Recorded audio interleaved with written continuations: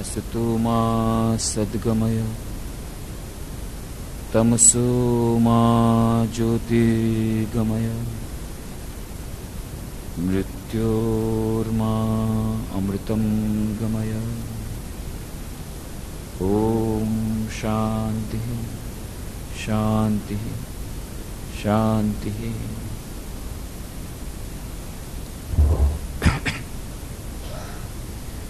एकाग्रता અને ધ્યાન એ વિષય પર આપણે 207 જે ચર્ચાઓ કરી છે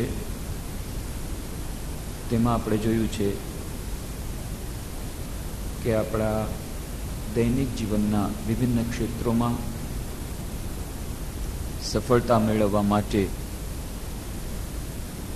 મનની એકાગ્રતાની કેટલી આવશ્યકતા છે। દૈનિક જીવનમાં શાંતિ મેળવવા માટે તેમજ શાશ્વત સુખ અને શાશ્વત શાંતિ મેળવવા માટે ધ્યાનની કેટલી આવશ્યકતા છે। એકાગ્રતા અને ધ્યાન કેવી રીતે એકબીજાના પરિપૂરક છે, એ બંને વચ્ચેનું સૂક્ષ્મ અંતર શું છે, એકાગ્રતા અને ધ્યાનને પ્રાપ્ત કરવાના વિભિન્ન ઉપાયો અને એ ઉપાયોને કરવા જતાં જે વિભિન્ન બાધાઓ આવે છે એનું અતિક્રમણ આપણે કેવી રીતે કરી શકીએ, ધ્યાનના વિભિન્ન પ્રકારો, ધ્યાન સાથે જે બીજા અન્ય પરિમાણો દૈનિક જીવનમાં શાંતિ, દૈનિક જીવનમાં કાર્ય, મંત્રોનો જાપ, પ્રાર્થના, આ બધા ધ્યાન સાથે કેવી રીતે સંકળાયેલા છે, પરસ્પર સંબંધ, એ વિશે પણ આપણે ચર્ચા કરી હતી। પાશ્ચાત્ય મનોવિજ્ઞાન અને પ્રાચ્ય મનોવિજ્ઞાન બંનેને કેન્દ્રમાં રાખીને અને આપણે કહ્યું હતું કે ગમે તે ક્ષેત્રમાં ગમે તે કાર્ય હોય જેમાં આપણે કુશળતા મેળવવી હોય તો ગીતામાં જેમ કહ્યું છે યોગ કર્મસુ કૌશલમ, એ કર્મની કુશળતા પ્રાપ્ત કરવાનું નામ જ યોગ છે। અને એ યોગની જ્યારે આપણે વાત કરીએ છીએ ત્યારે બુદ્ધિયુક્તો જહાતિહ ઉભે સુકૃત દુષ્કૃતે તસ્માત યોગાય યુજ્યસ્વ યોગ કર્મસુ કૌશલમ, એ વાત આપણે યાદ રાખવી જોઈએ। તો મનની એકાગ્રતાનો અર્થ છે જે વિષય વસ્તુ પર આપણે મનને એકાગ્ર કરવા માંગીએ છીએ ત્યાં મનને ચોંટાડી દેવું અને એટલા સમય સુધી બાકી બધી વાતોને ભૂલી જવી। પણ સાથે સાથે એક બીજી પણ વાત આવશ્યક છે અને એ છે બાકી બધા વિષયોમાંથી મનને ઉપરત કરવું। આપણે પોતાની ઈચ્છા પ્રમાણે મનને સંલગ્ન તો કરી શકીએ છીએ, પણ જ્યારે એને અન્ય વિષયોથી વિલગ કરવાની વાત આવે છે, જેને આપણે કહ્યું અનાસક્તિ, એ અનાસક્તિના અભાવમાં આપણે એકાગ્રતાનો પૂરો લાભ ઉઠાવી નથી શકતા। અને એટલા જ માટે આ મનની જ્યારે એકાગ્રતા આવે છે ત્યારે બધા જ ક્ષેત્રોમાં, પછી ભણવાનું કામ હોય કે ભણાવવાનું કામ હોય કે રસોઈ બનાવવાનું કામ હોય કે ઓફિસનું કામ હોય, દરેક કાર્યમાં આપણને સફળતા મળે છે। ઓછામાં ઓછા સમયમાં આપણે વધુમાં વધુ કાર્ય કરી શકીએ છીએ અને સાથે સાથે કાર્યની ગુણવત્તા, ક્વોલિટી પણ જાળવી શકીએ છીએ। TQMની એ લોકો વાત કરે છે, ટોટલ ક્વોલિટી મેનેજમેન્ટ, કે જેમાં ઝીરો ડિફેક્ટની વાત કરે છે। તે ઝીરો ડિફેક્ટ કેવી રીતે આવશે? તો ઝીરો ડિફેક્ટ આવશે જ્યારે મન પૂર્ણ રીતે કાર્યમાં નિમગ્ન થશે અને તે ક્ષણ માટે બાકી બધા કાર્યોને ભૂલી જશે।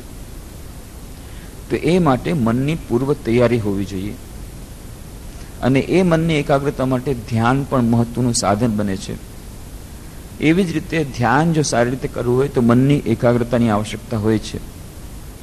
તો આ એકાગ્રતા, મનની એકાગ્રતાની આવશ્યકતા હવે બધા સમજી રહ્યા છે. સ્વામી વિવેકાનંદે કહ્યું હતું કે the essence of education is the concentration of mind, કે શિક્ષણનું હાર્દ છે મનની એકાગ્રતા. એ વાતને હવે ધીરે ધીરે લોકો સમજી રહ્યા છે અને ઘણી બધી સ્કૂલોમાં, શૈક્ષણિક સંસ્થાઓમાં એકાગ્રતાનું શિક્ષણ એ હવે કમ્પલસરી બની રહ્યું છે અને એ સારી વાત છે. ફક્ત ભારત વર્ષમાં જ નહીં, નેધરલેન્ડમાં, હોલેન્ડમાં, ઇંગ્લેન્ડમાં એ બધું શિક્ષણ કમ્પલસરી બની રહ્યું છે. એવી જ રીતે ધ્યાનની આપણે વાત કરી હતી કે ધ્યાન માટે પણ આજે આધુનિક માનવ દરેક ક્ષેત્રમાં એનો ઉપયોગ કરી રહ્યો છે. આથી 25 વર્ષ પહેલાં હર્બર્ટ બેન્સને જે શોધ કરી, એમણે એક્સપેરિમેન્ટ્સ કર્યા અને જોયું કે જે લોકો ધ્યાન કરે છે એ લોકોનું બ્લડ પ્રેશર ઓછું થાય છે, હાઈ બ્લડ પ્રેશરવાળાનું બ્લડ પ્રેશર ઓછું થાય છે, હૃદયના ધબકારા જે વધી જતા હતા એ ઓછા થાય છે, હૃદયની બીમારી જેમની હતી એ બીમારી ઓછી થાય છે. વિશેષ કરીને જેને સાયકોસોમેટિક ડિઝીઝીસ કહેવાય છે, કે મનો શારીરિક રોગો, એ આ ધ્યાન દ્વારા ઘણા બધા ઓછા થાય છે. એવી રિસર્ચ કરીને પછી એમણે પુસ્તક બહાર પાડ્યું, ધ રિલેક્સેશન રિસ્પોન્સ. અને એના પછી તો ઘણા બધા પુસ્તકો બહાર પડી ગયા બોડી માઇન્ડ રિલેશનશિપ ઉપર, અને મેગેઝિન પણ બહાર પડ્યું છે દિલ્હીથી ભારત વર્ષમાં, ધ લાઈફ પોઝિટિવ, જેમાં આ જ બધી વાતો દર મહિને એ લોકો આપે છે. તો એ ધ્યાન દ્વારા શારીરિક સ્વાસ્થ્ય પણ મળશે, સાથે સાથે માનસિક સ્વાસ્થ્ય પણ મળશે, માનસિક શાંતિ પણ મળશે. એ વાત હવે લોકો સમજી રહ્યા છે. મેનેજમેન્ટના ક્ષેત્રે પણ એ લોકો સ્ટ્રેસ મેનેજમેન્ટ માટે ધ્યાનને અગ્રણી સ્થાન આપી રહ્યા છે. ઘણી બધી કંપનીઓમાં, કોર્પોરેટ સેક્ટરમાં, ભારતમાં જ નહીં વિદેશમાં પણ સ્ટ્રેસ મેનેજમેન્ટ માટે રેગ્યુલરલી ધ્યાન અને યોગનો સહારો એ લોકો લઈ રહ્યા છે. ઇન્ડિયન આર્મીમાં કમ્પલસરી સબ્જેક્ટ બનાવી દીધો છે ધ્યાન, એની પણ આપણે વાત કરી. અને આમ વિભિન્ન ક્ષેત્રોમાં દરેક જગ્યાએ ધ્યાનનું મહાત્મ્ય વધી રહ્યું છે અને એ સારી વાત છે.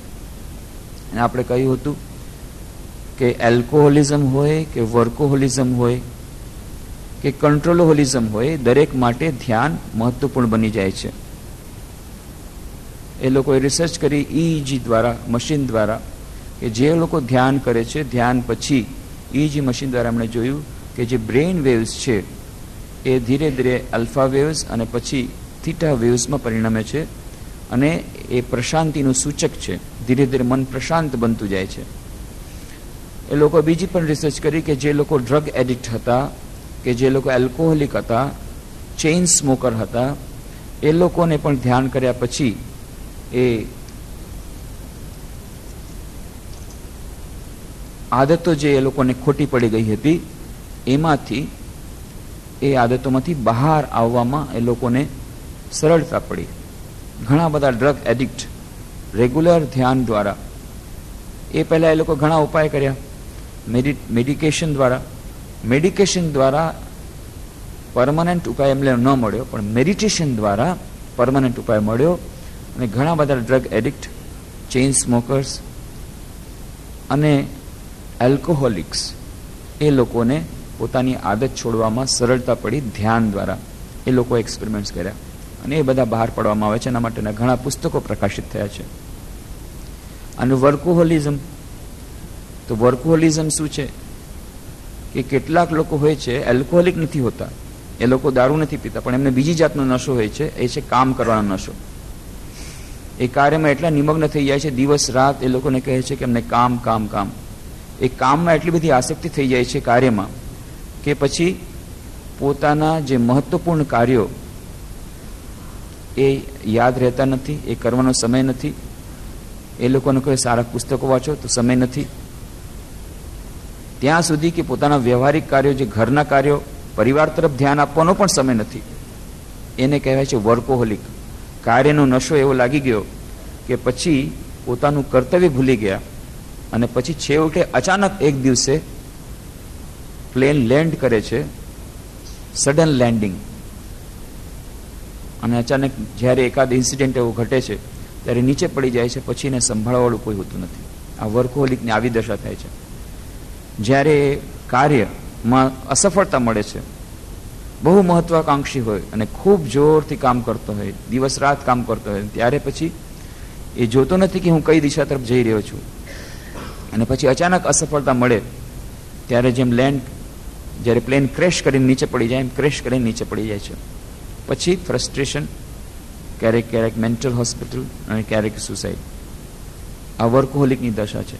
તો વર્કહોલિક જે લોકો છે એમને આ વર્કહોલિઝમમાંથી દૂર કરવા માટે પણ મેડિટેશન, ધ્યાન, એ દૈનિક જીવનમાં થોડું થોડું ધ્યાન મહત્વપૂર્ણ બને છે. અને સાથે સાથે કંટ્રોલહોલિઝમ, એની પણ આપણે વાત કરી હતી. એ કેટલાક લોકોને બીજાને દબડાવવાની આદત હોય છે, એને કહેવાય છે કંટ્રોલહોલિક થઈ ગયા. બીજાને કંટ્રોલ કરવાનું, બીજાને દબડાવવાની આદત પડી જાય છે. હવે એ લોકોએ રિસર્ચ કરીને જોયું છે કે જે લોકો બીજાને દબડાવે છે, અત્યાર સુધી એમ માનવામાં આવતું હતું, કેટલાક લોકો એમ માને છે કે બીજાને દબડાવવાની આદત એટલા માટે આવી છે કે એ લોકો સુપિરિટી કોમ્પ્લેક્સ એ લોકોમાં હોય છે. એ લોકોને બીજાના કરતાં પોતાનામાં વધારે કોન્ફિડન્સ હોય છે, વિશ્વાસ અધિક હોય છે, વધારે કેપેબલ હોય છે, અને એટલા માટે બીજાને દબડાવે છે. પણ હવે એ લોકોએ જોયું છે, સાયકોલોજીસ્ટ, કે ના, અચેતન મનમાં એક જાતનો ભય હોય છે. પોતાના મનને એ લોકો કંટ્રોલ નથી કરી શકતા, એ લોકો જ બીજાને આવી રીતે દબડાવવાની વાત કરે છે. જે લોકોમાં ખરેખરો આત્મવિશ્વાસ નથી હોતો, પોતાનાથી ભાગવાનો પ્રયત્ન કરે છે. અને જે કાચા આમીની વાત શ્રી રામકૃષ્ણ દેવે કરી, કાચો અહંકાર, એ કાચો અહંકાર જેનામાં વધુ હોય છે, અને આવી રીતે પોતાના ઉપર ખરેખરો આત્મવિશ્વાસ નથી હોતો, ત્યારે એને ઢાંકવા માટેથી અને બીજાને દબડાવે છે અથવા બીજાને કંટ્રોલ કરવાનો પ્રયત્ન કરે છે. આ છે કંટ્રોલહોલિઝમ. એમાં પણ જ્યારે ધ્યાનનો એ લોકો સહારો લે છે તો ધીરે ધીરે પોતાના ઉપર કંટ્રોલ આવે છે અને સમજી શકે છે કે સાચે સાચે હું કઈ દિશા તરફ જઈ રહ્યો છું. અને આ ઈગો, કાચો અહંકાર, કાચા આમીની વાત એ સમજી શકે છે. કાચા આમી ને પાકા આમી એ બંને વચ્ચેનું અંતર સમજી શકે છે. ઇન્દોરમાં ગયો હતો, નેશનલ સેમિનાર યોજવામાં આવ્યો હતો થોડા વર્ષો પહેલા. વિષય હતો the globalisation of Indian economics, the 21st century compulsion. અને સેમિનારમાં અત્યારના જે થોડી ફોર્મર જે ફાઇનાન્સ મિનિસ્ટર હતા ચિદમ્બરમને, એણે ઇનોગ્રેશન કર્યું અને બીજે દિવસે મારે બોલવાનું હતું. તો સૌથી છેલ્લે ક્વેશ્ચન આન્સર હતા. તો ત્યાં મેનેજમેન્ટના જે વિદ્યાર્થીઓ હતા એમણે બહુ સુંદર પ્રશ્ન કર્યો કે તમે ઇન્ડિયન ઇથોસની આટલી બધી વાતો કરો છો કે ઇન્ડિયન ઇથોસ દ્વારા, ભારતીય મૂલ્યો દ્વારા બધા પ્રશ્નો મેનેજમેન્ટના હલ થશે, તો કોન્ફ્લિક્ટ મેનેજમેન્ટ વિશે તમારું શું કહેવાનું છે? કોન્ફ્લિક્ટ મેનેજમેન્ટ વિશે ઇન્ડિયન ઇથોસ શું કહે છે? ત્યારે મેં એ જ કહ્યું કે કોન્ફ્લિક્ટ રહેતી જ નથી તો પછી કોન્ફ્લિક્ટ મેનેજમેન્ટ ક્યાં આવે છે? કોન્ફ્લિક્ટ ક્યારે આવે? Conflict is between the two egos, my I and your I. મારો અહમ અને તમારો અહમ જ્યારે ટકરાય ત્યારે એને કોન્ફ્લિક્ટ મેનેજમેન્ટ કહેવાય. જનરલ મેનેજર કહે છે કે આમ થવું જોઈએ અને બીજો ડેપ્યુટી જનરલ મેનેજર કહે છે કે આમ થવું જોઈએ. બંને પોતપોતાનો અહંકાર લઈને આવ્યા છે. પણ ભારતીય મૂલ્યો પ્રમાણે, ભારતીય દર્શન પ્રમાણે આ કાચા અહંકારને નિર્મૂળ કરવાની જ વાત છે. જ્યાં અહંકાર જ નહીં હોય, એ પાકો અહંકાર ક્યારેક કોન્ફ્લિક્ટમાં નહીં આવે. ચિદાનંદ રૂપ શિવોહમ શિવોહમ જે અહંકાર છે કે હું એ અનંત આત્મા છું અને હું જ સર્વ જગ્યાએ વ્યાપ્ત છું, એ અહંકાર ક્યારેય બીજા કોન્ફ્લિક્ટ મેનેજમેન્ટ, ક્યારેય બીજા ઈગોની સાથે ટકરાશે નહીં. ટકરાશે કયો ઈગો? જે કાચો અહંકાર કે હું જનરલ મેનેજર છું, તમારે મારી વાત સાંભળવી જોઈએ, નથી જાણતા હું કોણ છું, હા મારી આવી ઓથોરિટી છે, આ જે કહે છે આ છે કાચો અહંકાર. તો ભારતીય દર્શન પ્રમાણે, ઇન્ડિયન ઇથોસ પ્રમાણે તો આ ઈગોને દૂર કરવાની જ વાત છે. અને ખરેખર તો આ જ વેદાંતનું લક્ષ્ય છે. અને બહુ સુંદર રીતે સુફિઝમમાં પણ એ જ વાત છે કે જ્યાં સુધી આ અહંકાર, કાચો અહંકાર નહીં જાય ત્યાં સુધી અંદરનો પડદો દૂર નહીં થાય, અજ્ઞાનનો પડદો દૂર નહીં થાય, ત્યાં સુધી પરમપદની પ્રાપ્તિ નહીં થાય. એની વાત આપણે કરી હતી. ખુદી સે અગર તું જુદા હો ગયા, ખુદા કી કસમ તું ખુદા હો ગયા. એક જ વાતમાં બધું આપી દીધું. ખુદી સે અગર તું જુદા હો ગયા, ખુદા કી કસમ તું ખુદા હો ગયા. આપણને ઈશ્વરની સાથેના દર્શન માટે રોકે છે કોણ? તો શ્રી સ્વામી વિવેકાનંદ કહે છે, કોણ કહે છે કે તમને ઈશ્વરના દર્શન કરવાના છે? It is the delusion that you think that you are bound and you will be free. આ તમારું અજ્ઞાન છે કે તમે કહો છો કે હું અત્યારે બદ્ધ છું ને પછી હું મુક્ત થઈશ. અરે તમે તો મુક્ત છો જ, યુ આર એવર ફ્રી. પણ અમને તો અત્યારે લાગતું નથી એટલા માટે કે અજ્ઞાનનો પડદો છે. અજ્ઞાનનો પડદો એટલે અહંકારનો પડદો. તો જ્યારે આ અહંકાર દૂર થઈ ગયો તો એ જે સચ્ચિદાનંદ રૂપ ઈશ્વર એ તો દરેક હૃદયમાં બેઠેલો જ છે. તો ખુદી સે અગર તું જુદા હો ગયા, ખુદા કી કસમ તું ખુદા હો ગયા, એ સુફિઝમ અને વેદાંત એક જ વાત કરે છે. તો એલ્કોહોલિઝમ હોય, વર્કોહોલિઝમ હોય, કંટ્રોલહોલિઝમ હોય, દરેક માટે ધ્યાન મહત્વપૂર્ણ બને છે. આપણા દૈનિક જીવનમાં શાંતિ માટે અને શાશ્વત શાંતિ માટે ધ્યાન મહત્વપૂર્ણ બને છે. પરમપદની પ્રાપ્તિ માટે ધ્યાન આપણને મહત્વપૂર્ણ, આપણા માટે ખાસ કરીને સાધકો માટે મહત્વપૂર્ણ બની જાય છે. પણ આપણે જે એકાગ્રતા ધ્યાનનો અભ્યાસ એ ધીરે ધીરે કરવો પડશે. ઉતાવળિયાપણાથી નહીં થાય, ધૈર્યપૂર્વક આગળ વધવું પડશે. કેમ? કારણ કે જે સમાધિ ચિત્તવૃત્તિ નિરોધ, યોગશ ચિત્તવૃત્તિ નિરોધની વાત કરી, એ જે યોગ, એ ચિત્તવૃત્તિ નિરોધ, એ નિરોધની અવસ્થા એટલે કે સમાધિની અવસ્થા, એ અષ્ટમ સોપાન છે. યમ, નિયમ, આસન, પ્રાણાયામ, પ્રત્યાહાર, ધારણા, ધ્યાન અને પછી સમાધિ. તો યમ એટલે સત્ય, અસ્તેય, બ્રહ્મચર્ય, અપરિગ્રહ, અહિંસા. એમાં પ્રથમ આવે છે સત્ય. તો સત્યનું પાલન આપણા માટે કઠિન હોય તો પછી સમાધિ આપણા માટે કેવી રીતે સરળ બની શકે? પણ આપણે વારંવાર પોતાની જાતને છેતરવા માંગીએ છીએ કે નહીં, $35 મળતી હોય તો લઈ લ્યો સમાધિ. સત્યની વાત આપણે કરી કે સત્યને જ પાલન કરવું કેટલું કઠિન છે. આજના જમાનામાં તો બહુ જ વધારે કઠિન છે. તો એ સત્યનું પાલન જ્યારે પ્રથમ સ્ટેપ કઠિન છે તો છેલ્લું સ્ટેપ કેવી રીતે થઈ શકશે? એક મિનિટ પણ આપણે, એક ક્ષણ પણ આપણે પોતાની વૃત્તિને જ્યારે પોતાના કાબુમાં રાખી શકતા નથી અને એકદમથી સમાધિની વાત કરો છો, તો ટેકનિકલ લેંગ્વેજ પ્રમાણે પેલા તો ધારણામાં આપણે આગળ પોતે વધવું જોઈએ, પ્રત્યાહારની સ્થિતિમાં આગળ વધવું જોઈએ. તો પ્રત્યાહાર પણ આપણે નથી કરી શકતા. પ્રત્યાહારથી આગળ વધશું ત્યાર પછી ધારણા આવશે. ધારણા કોને કહેવાય? કોઈ પણ એક ચિત્તની વૃત્તિ પર આપણે 12 સેકન્ડ સુધી કન્ટિન્યુઅસલી, લગાતાર, કોઈ પણ જાતના વિક્ષેપ વગર જો આપણા પોતાના મનને લગાવીને રાખી શકીએ તો એનું નામ છે ધારણા. અને એ જ ધારણા ધ્યાનમાં ક્યારે પરિણમે? કે એ ચિત્તવૃત્તિ 12 સેકન્ડ નહીં પણ 12 મલ્ટીપ્લાઇડ બાય 12 સેકન્ડ એટલે 144 સેકન્ડ સુધી એ વૃત્તિ ત્યાં ને ત્યાં રહે, એક જ જગ્યાએ, એક પણ ક્ષણ માટે, એક ઘડીક માટે પણ આડીઅવળી ન થાય, ત્યારે એનું નામ કહેવાય ધ્યાન. અને એ 144 સેકન્ડ મલ્ટીપ્લાઇડ બાય 12 સેકન્ડ એટલે 28 મિનિટ ને 44 સેકન્ડ સુધી એક જ વૃત્તિ લગાતાર રહે, કોઈ પણ જાતના વિક્ષેપ વગર, ત્યારે એને સમાધિ કહેવાય. અને પાછી સમાધિના ઘણા બધા પ્રકાર છે. સંપ્રજ્ઞાત સમાધિ, સંપ્રજ્ઞાત સમાધિ, સવિકલ્પ સમાધિ, નિર્વિકલ્પ સમાધિ. તો સવિકલ્પ સમાધિમાં જ આ વાત છે. પછી નિર્વિકલ્પ સમાધિ. અને બધાને અત્યારે નિર્વિકલ્પ સમાધિ $35 અડધી કલાકની સિટિંગમાં જોઈએ છે. એક જ સિટિંગમાં જોઈએ છે કે મને એક સિટિંગમાં આપી દો, તમારે ડોલર જેટલા જોતા એટલા આપ લઈ લો. અને આપવાવાળા પણ બેઠા છે, લેવાવાળા પણ બેઠા છે. $4000 તમને કેસેટ આપશે, એ કેસેટ તમે સાંભળી લ્યો એટલે તમને આત્મ સાક્ષાત્કાર થઈ જશે. એડવર્ટિઝમેન્ટ આવે છે મેગેઝિનમાં. 4282 કંઈક રૂપિયા, એક્ઝેક્ટ ફિગર યાદ નથી. એ ફિગર તમે મોકલાવો એટલે તમને ઓડિયો કેસેટ મોકલશે. ઘર બેઠા તમે ઓડિયો કેસેટ સાંભળો, અને જ્યાં ઓડિયો કેસેટ તમે સાંભળી લીધી, 3 કલાકમાં આત્મ સાક્ષાત્કાર. શું ખરા પંચાયત કરો છો? 207 લેક્ચર સાંભળવા માટે 5 વર્ષથી આવો છો. તો પતંજલિ યોગ સૂત્ર પ્રમાણે મહર્ષિ પતંજલિ પાગલ નહોતા થઈ ગયા. એમણે કહ્યું છે સતુ દીર્ઘકાલ નિરંતર સત્કારા સેવિતો દૃઢભૂમિ. દીર્ઘકાળ સુધી નિરંતર સાધના કરવી પડશે જો આ સ્ટેજ સુધી પ્રાપ્ત. સેમ એનું કારણ શું છે? કારણ એ છે કે આપણે કહ્યું કે મનની એકાગ્રતાનું ફોર્મ્યુલા જ છે C is directly proportional to P, where C is equal to concentration of mind and P is equal to purity of mind. મન જેટલું શુદ્ધ થશે એટલું મન એકાગ્ર થશે. ને આ મનની શુદ્ધતા એટલે કયા મનની શુદ્ધતા? પાશ્ચાત્ય મનોવિજ્ઞાન પ્રમાણે 2 મન હોય છે, કોન્શિયસ માઇન્ડ, સબકોન્શિયસ માઇન્ડ, ચેતન મન, અચેતન મન. અને પ્રાચ્ય મનોવિજ્ઞાન પ્રમાણે 3 મન હોય છે, કોન્શિયસ, સબકોન્શિયસ અને સુપરકોન્શિયસ, અતિચેતન અવસ્થા પણ છે.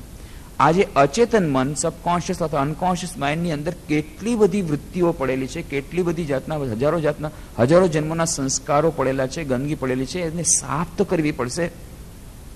એ સાફ કરવા માટે સમય જોઈએ છે. તો મનની શુદ્ધિ પ્રમાણે આ થશે. ત્યારે ઈડા, પિંગલા અને સુષુમ્ના 3 પ્રકારની નાડીઓ છે. મૂલાધાર, ષટચક્ર ભેદન કરવું પડે. મૂલાધાર, મણિપુર, સ્વાધિષ્ઠાન, અનાહત, વિશુદ્ધ, આજ્ઞા, આ 6 ચક્રોનું ભેદન થાય. એના પછી સહસ્રારમાં જ્યારે કુંડલીની શક્તિ જાય, ઈડા, પિંગલા અને સુષુમ્નાથી એ કુંડલીની શક્તિ પ્રવાહિત થાય. મૂલાધારમાંથી નીચેથી શરૂઆત કરે. તો મૂલાધાર, પછી મણિપુર, પછી સ્વાધિષ્ઠાન, પછી હૃદય પાસે આવે ત્યારે એને કહેવાય અનાહત, ગળા સુધી આવે ત્યારે વિશુદ્ધ, અને પછી અહીંયા આજ્ઞા ચક્ર કપાળ પાસે, અને પછી માથા પાસે છે સહસ્રાર. એ સહસ્રારમાં જ્યારે કુંડલીની શક્તિ પહોંચે, પ્રવાહિત થઈને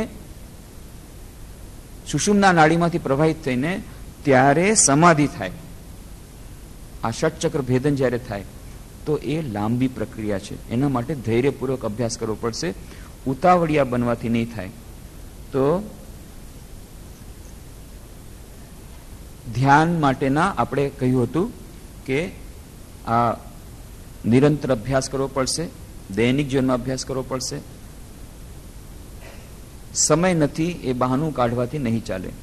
એટલા માટે આપણે વાત કરી હતી સ્ટેફન કોવેના પુસ્તકમાંથી, જે 7મો નિયમ, the 7 habits of highly effective people, એમાં જે 7મી જે ટેવ યાદ રાખવાની, શાર્પનિંગ ધ સો. આપણે જ્યારે કહીએ છીએ આપણી પાસે ધ્યાન કરવાનો સમય નથી, ત્યારે આપણે શું કહીએ છીએ? એમ કઠિયારા જેવું હાસ્યાસ્પદ વાત કરીએ છીએ. એ કઠિયારો થાકી ગયો છે, થાકીને લોથપોથ થઈ ગયો છે, લાકડા કાપી રહ્યો છે, અને આ કરવત જેનાથી કાપે છે બુઠ્ઠી થઈ, અને આ જે કરવત છે એ કરવતની જરા ધાર કરી લે, એમ કહેવામાં આવે છે.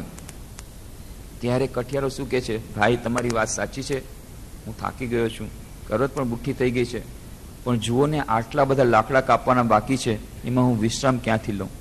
કેવી રીતે કરવત જે ધારદાર કરી છે એનો ટાઈમ ક્યાં છે?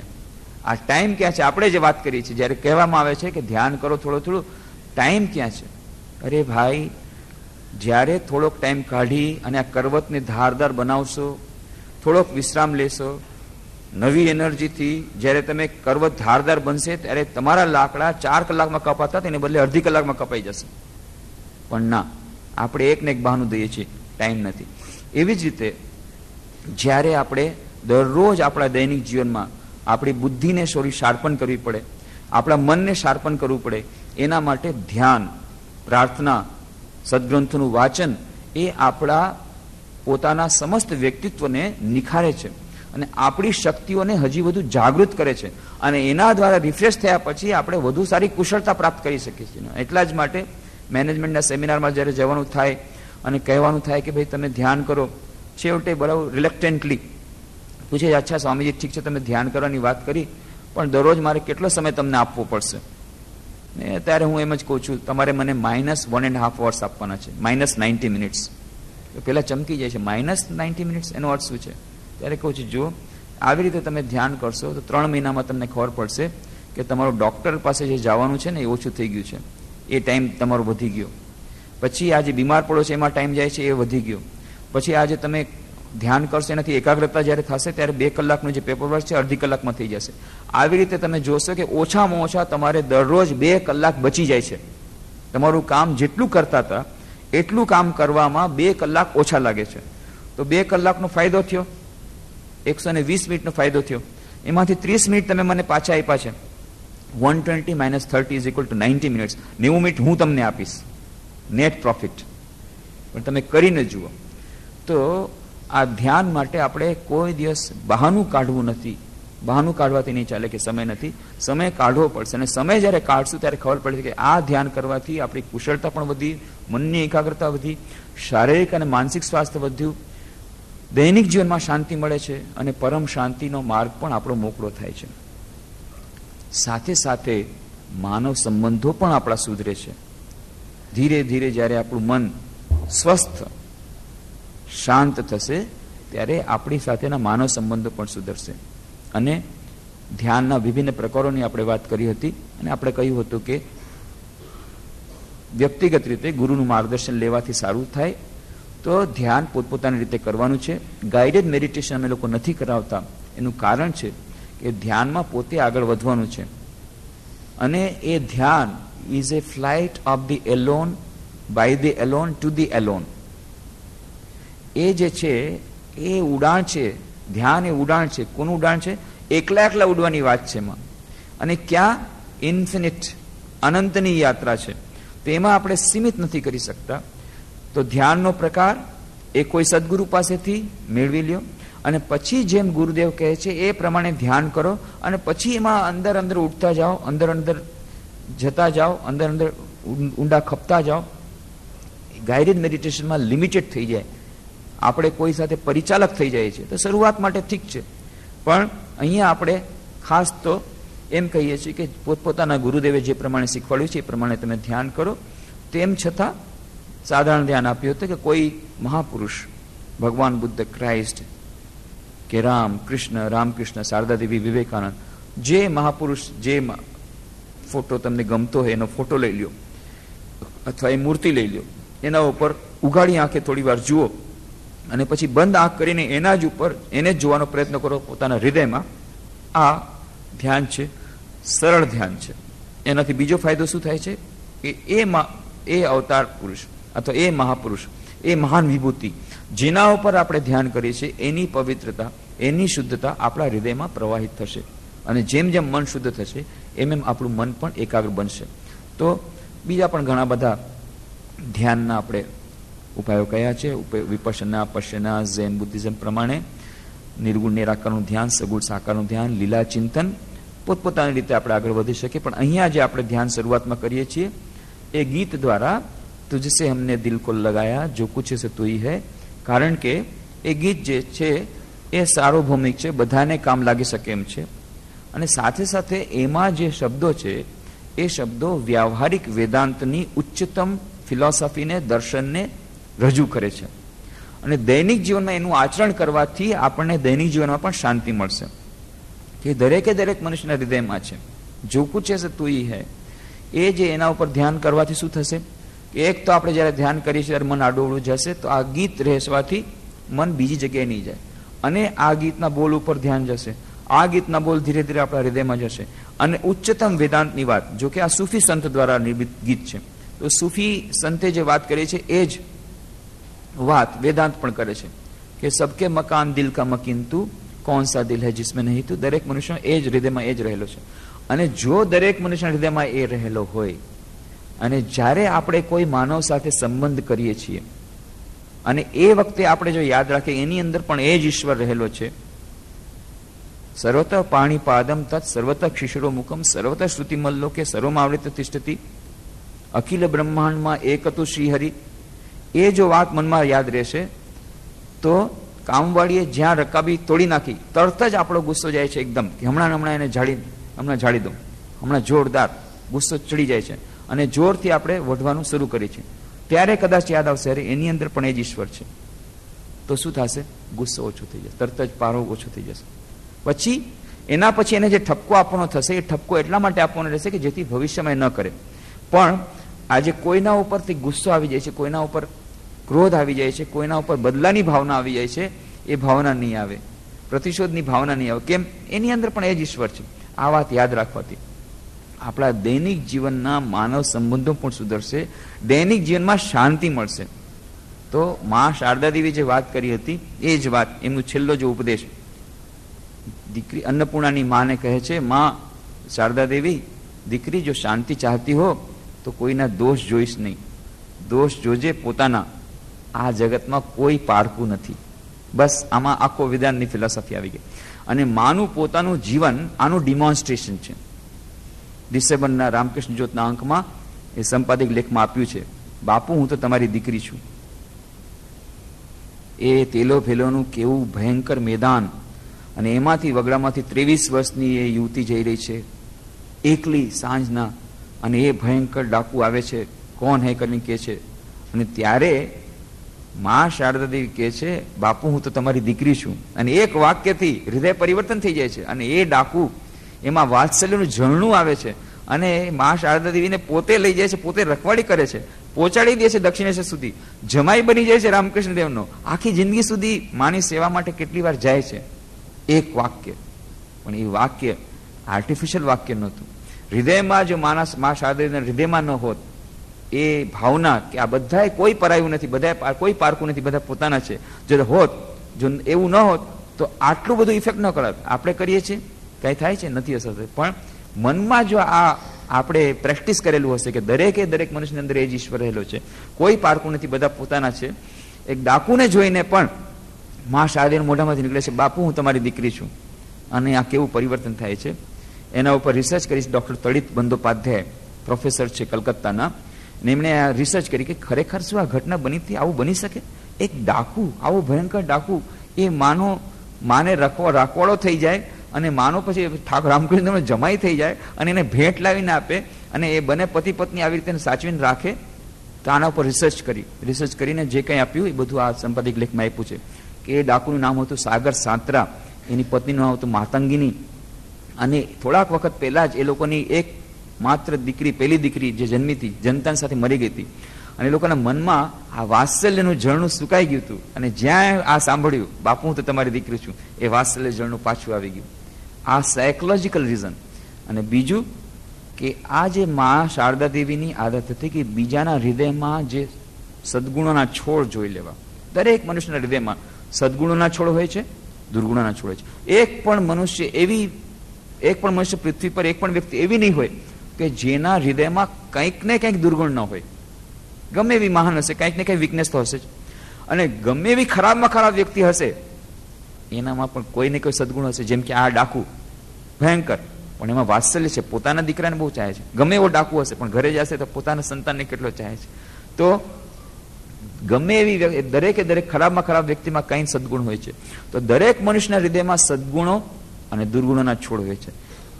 આ સામેવાળી વ્યક્તિના હૃદયમાંના સદગુણોના છોડને સ્વીકારી, એને જોઈ અને એ સદગુણોના છોડ વધે એવી રીતે વ્યવહાર કરવો, એમ જો કરે તો પોતાની અંદરના સદગુણોના છોડ પણ વધી જાય. આ સારામાં સારો ઉપાય માએ કીધો છે, જો મનની શાંતિ ચાહતા હો તો કોઈના દોષ જોઈશો નહીં. દોષ છે બધામાં છે, પણ આપણને જોવાની ના પડે છે. પ્રૂફ રીડિંગ કરવું પડે ત્યારે દોષ જોવા પડે, ઠીક છે, લખાણમાં. પણ તમારે તો હવે પ્રૂફ રીડિંગ કરવાની તમારી પાસે જવાબ નથી આપી. તમારે કોઈને તમને આખો ઇજારો નથી આપ્યો કે તમે બધાને સુધારો, કે પ્રાઇમ મિનિસ્ટરે શું કરવું જોઈએ, પ્રેસિડેન્ટ ઓફ ઇન્ડિયાએ શું કરવું જોઈએ, અત્યારે ઇલેક્શન કમિશનરે શું કરવું જોઈએ, ચીફ મિનિસ્ટરે શું કરવું જોઈએ, અને આ કલેક્ટરે શું કરવું જોઈએ, આઈએએસ ઓફિસરે શું કરવું જોઈએ, શિક્ષકે શું કરવું જોઈએ, માતા પિતા શું કરવું જોઈએ, બધાને શું કર્તવ્ય છે, આ બધાની ચર્ચા અને ક્રિટિસિઝમ અને આ બધાનું ખોટ નીકાળવાની વાત તમને કોઈ કોન્ટ્રાક્ટ આપ્યો છે? સવારથી અત્યાર સુધી ભેજું કરીને તમારી તકલીફ. ગઈકાલે જ એક બેન આવ્યા, સવારના પોરમાં આવીને કે આ બધા નેતાઓને તમે ઠીક નથી કરતા. કેમ?